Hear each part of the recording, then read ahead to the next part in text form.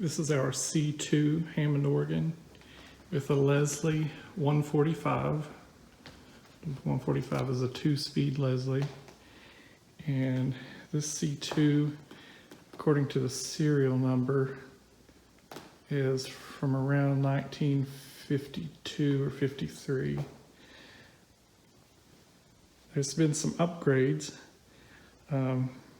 We've had the preamplifier in the organ has been completely rebuilt, but it's still the same tube amplifier that it came with. And then the Leslie, the 147 amplifier in it has been completely rebuilt, and tubes that were needed to be replaced were replaced.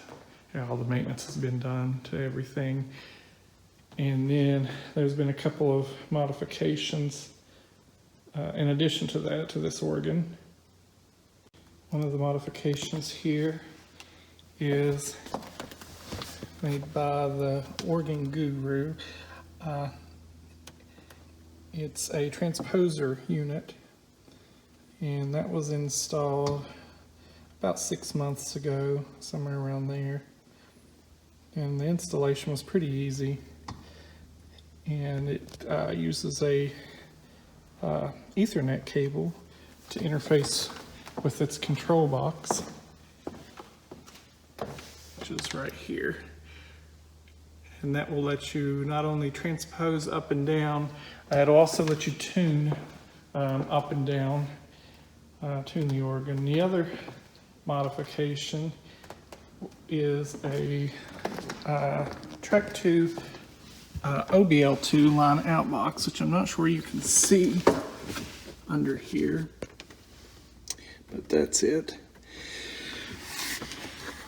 What that does is it allows us to have a low pass line out for the organ, and that gives us more bass because most of the time we don't have a bass player. And our sound system does have quite a large subwoofer. As you can see over here, this is a B52 Matrix, I think 1000 watt system. And so that really gives the organ quite a bit more bass.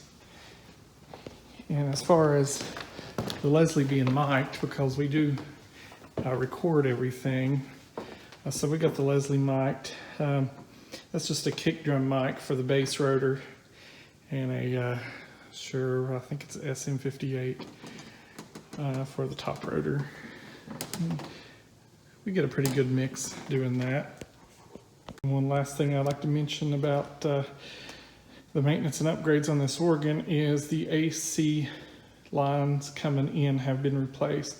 When we got the organ, that was one of the first things a fellow tech had recommended checking, and the power going in from the box, the power distribution box at the bottom, up to the preamp and the generator, those lines were very brittle, and you could just, if you would try to bend them in your hand, they would crack.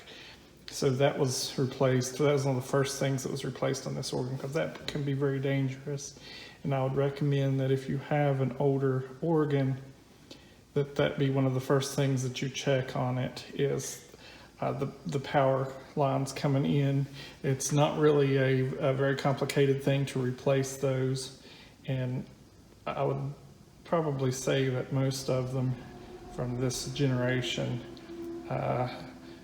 any of the generations of the Hammonds that were Tonewheel based, probably need those AC lines replaced.